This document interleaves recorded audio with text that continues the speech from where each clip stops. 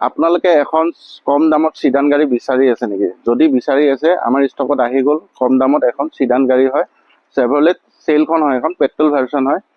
LP খন হয়, এইখনত company fitted music system, AC, power window, power stand গোটেইখিনি আহি যায়।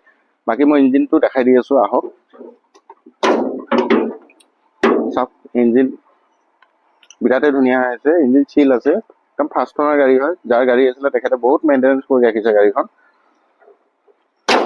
বাকী মই ভিতৰৰ পৰা দেখাই দি আছোঁ, আহক আহক। গাড়ী চলিছে অনলি 82,000, একদম জেনুইন চলা গাড়ী হয়।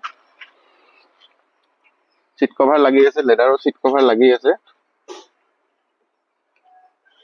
তাহলে বেক সাইডৰ পৰা দেখাই দিওঁ।